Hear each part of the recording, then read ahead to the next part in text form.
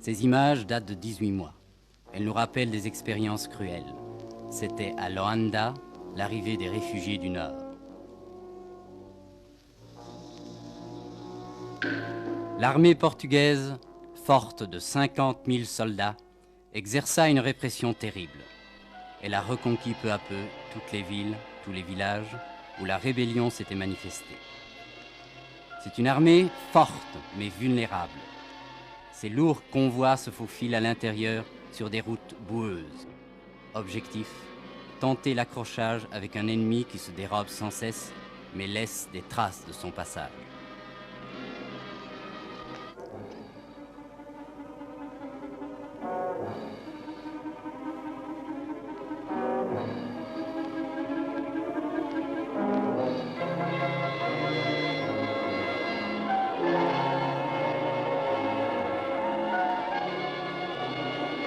Ces cruautés des rebelles ont amené automatiquement des représailles. Bilan, 30 000 tués côté africain, 10 000 côté portugais. Ce fut une guerre horrible.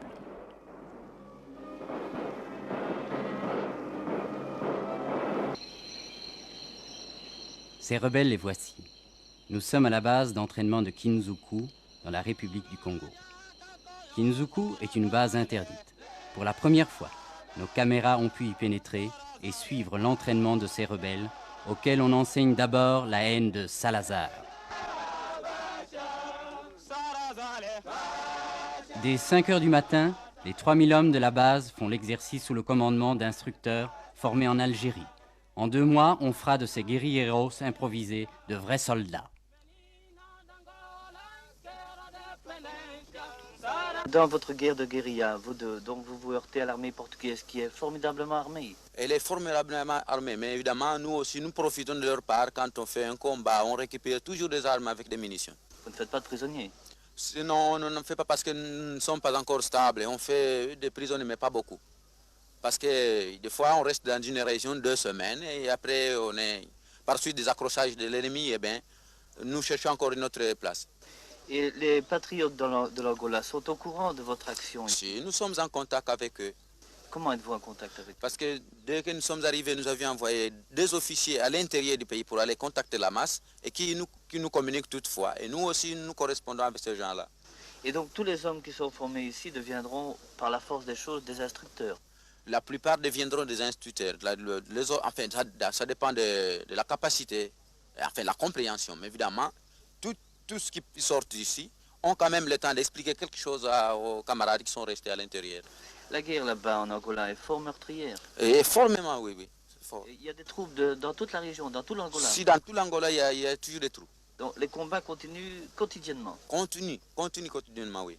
Mais pourtant, il semble que l'information portugaise dit que les combats ont cessé en Angola. Oh non, ça on ne croit pas parce que c'est qu'il y a et ils ne veulent plus donner des informations.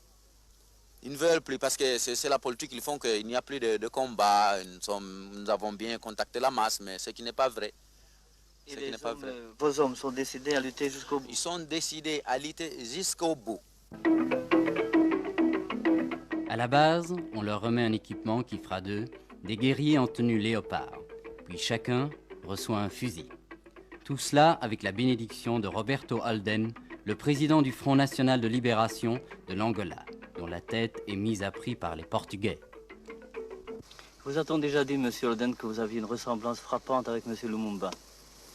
Et je dirais que simplement que monsieur Lumumba est un sosie, mon sosie. Monsieur Alden, pourquoi estimez-vous que la lutte est la seule formule valable pour obtenir cette indépendance?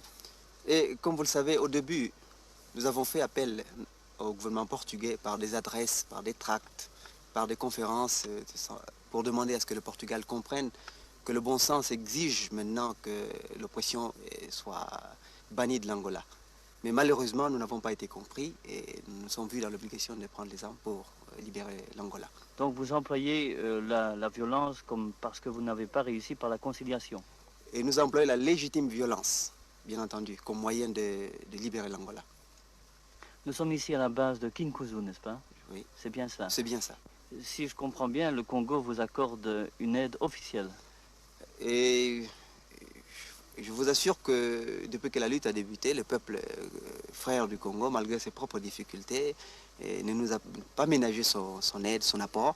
Et actuellement, le Congo est un des pays qui nous accorde le plus d'aide dans notre lutte contre le régime colonialiste portugais. Hormis la République du Congo, quels sont encore les pays qui vous accordent une aide efficace, une aide tangible? Nous avons le peuple algérien, frères algériens et tunisiens qui nous ont tendu la main dès le début de notre lutte. Et puis nous avons la Nigeria, l'Éthiopie, le Libéria qui nous aident également. Avez-vous des contacts personnels avec M. Ben Bella?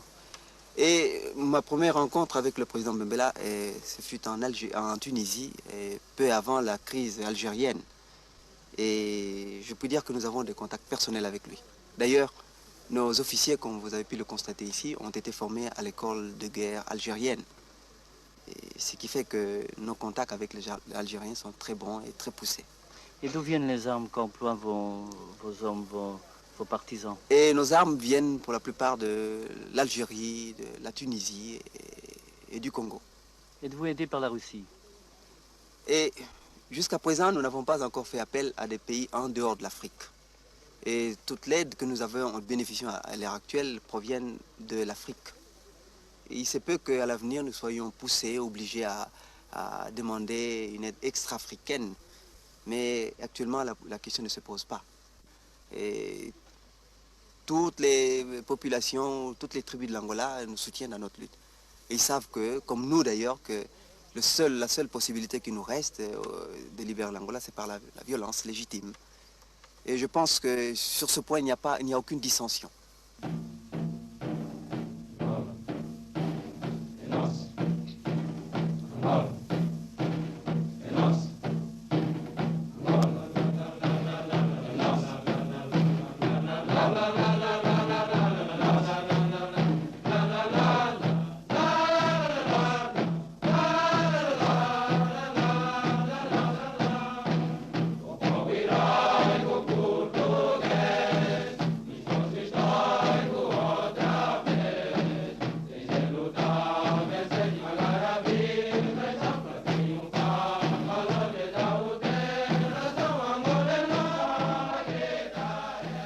Cette chanson, cette marche a été faite après les événements du Nord pour enthousiasmer le peuple et lui donner plus de patriotisme.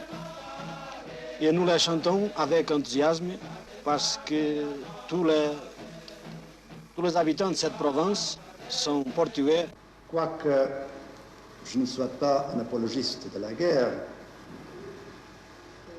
je dois convenir que 40 ans de paix endort un peu les pays. On perd l'esprit de lutte. On perd jusqu'à un certain point la confiance dans la capacité. Cette lutte dans laquelle le Portugal est engagé à ce moment pour la conservation de son intégrité comme nation, la conservation des territoires d'outre-mer qui font partie de la nation, on voit ce côté vraiment positif. On éveillé cette conscience, on donnait au pays cet esprit de lutte qui vraiment va aider à faire un saut en avant dans toutes les activités du pays. Un saut en avant. C'est la course au diamant, au fer.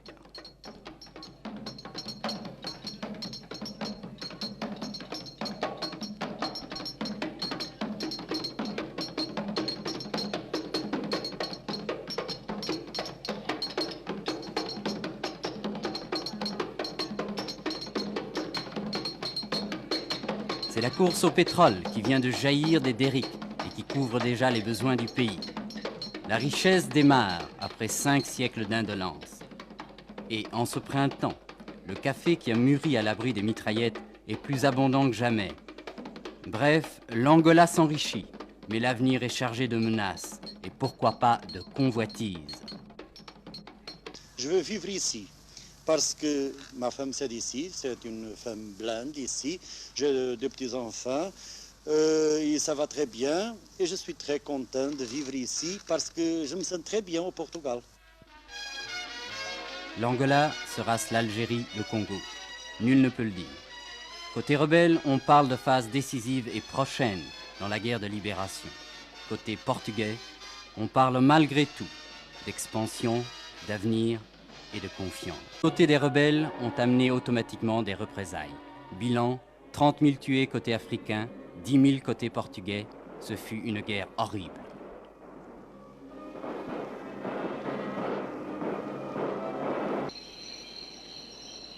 Ces rebelles, les voici. Nous sommes à la base d'entraînement de Kinzuku. Ces images datent de 18 mois. Elles nous rappellent des expériences cruelles. C'était à Luanda, l'arrivée des réfugiés du Nord.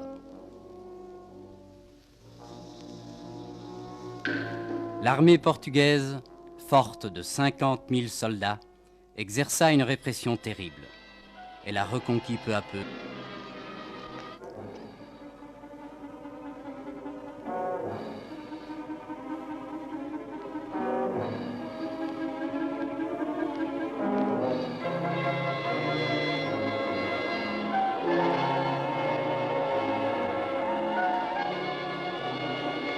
C'est cru la République du Congo.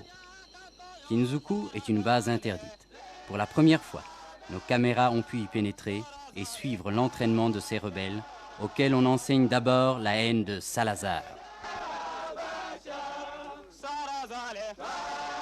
Dès 5 heures du matin, les 3000 hommes de la base font l'exercice sous le commandement de toutes les villes, tous les villages où la rébellion s'était manifestée. C'est une armée forte mais vulnérable. Ces lourds convois se faufilent à l'intérieur sur des routes boueuses. Objectif, tenter l'accrochage avec un ennemi qui se dérobe sans cesse mais laisse des traces de son passage.